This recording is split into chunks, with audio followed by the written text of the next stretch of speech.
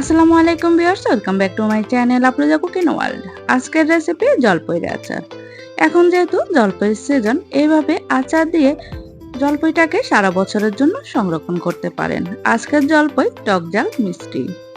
এখানে 1 কেজির মতো জলপাই নিয়েছি। জলপাইটাকে এইভাবে চারপাশ থেকে কেচে নিয়েছি। এখন চুলায় একটা প্যান বসিয়ে দিয়েছি। এখানে 1 কাপের মতো দিয়েছি সরিষার তেল আর 5-6টার মতো রসুনের কোষ নিয়েছি। কোষটাকে মাঝখান থেকে কেটে নিয়েছি। 5-6টার মতো দিয়েছি শুকনা মরিচ, হাফ টেবিল চামচ দিয়েছি পাঁচফোড়ন, 1/4 কাপের মতো দিয়েছি কাসুন্দি। কাসুন্দির পরিবর্তে এখানে সরিষা বাটাও দিতে পারেন। এখন তেলের সাথে একটু ভেজে নেব। এখন এখানে দিয়ে দেব 1/4 কাপের মতো ভিনেগার।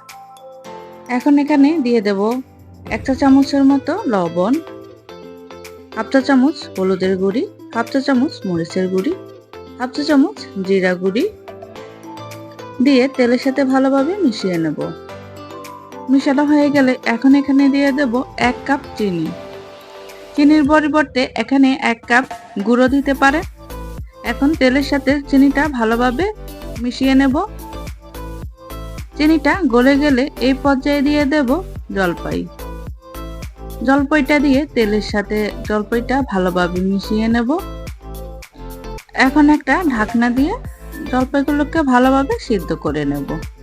এই দিক থেকে একটা মশলা রেডি করে নেব। এখানে 1 চা চামচের মতো দিয়েছি গোটা ধনিয়া, হাফ চা চামচ জিরা, হাফ চা চামচ পাঁচফোড়ন। মশলাগুলোকে ভালোভাবে মচমচা করে ভেজে নেব। তারপর হালকা ঠান্ডা করে গুঁড়ো করে নেব। এই দিক থেকে জলপাইটা একদম সিদ্ধ হয়ে গেছে।